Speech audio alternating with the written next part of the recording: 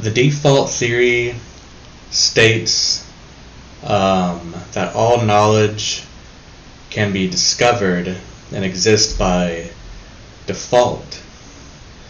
For example, where we are now and today in our civilization and technology has happened by default, and if you happen to wipe out all the humans, they disappeared, you left a few behind, they started from the beginning, cavemen, they would do the same exact thing that would bring us to where we are now. They would form tribes, and then they would form cities, civilizations, countries. They would fight, they would advance. You'd have different political systems, different ideas, evolving to what we are now. It may not have been exactly the same path, but it'd be very similar. So if you take where we are now and you look at 1,000 years from now, 10,000 years from now, a person at that point in time in the future could say the same thing. Well, at that point, if you got rid of all the humans, just left a few behind, they would do the same exact thing again. They would form tribes, towns, civilizations, everything until you advance in technology, evolution, until you get to a similar point where you are 1,000 or 10,000 years in the future from now. It would be very similar. So, and a person could do that by not even knowing what happened. They would just be able to figure that out by default, because by default, you have matter, the elements, the universe is created, it forms stars, planets, water, mountain, oceans. Under those conditions, you get life,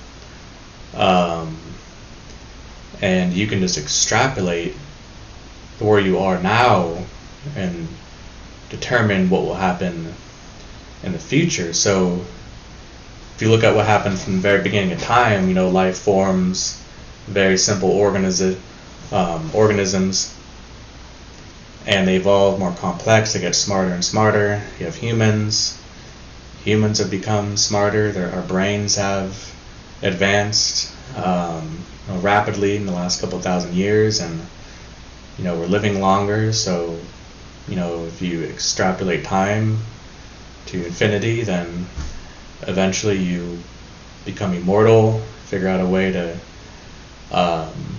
immortalize yourself, and you become smarter and smarter. So that's pretty much the definition of we become gods. So the default theory states that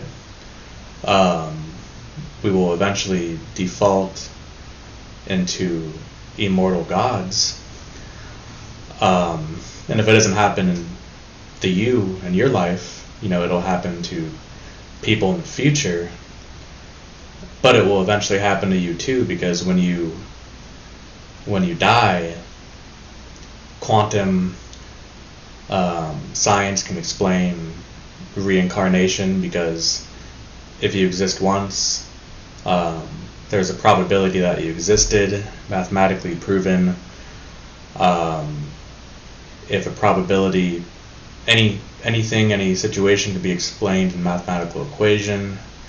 When you add time to that, factor in time, when time goes to infinity, that mathematical equation always equals 1, no matter what the equation is, what the probability is.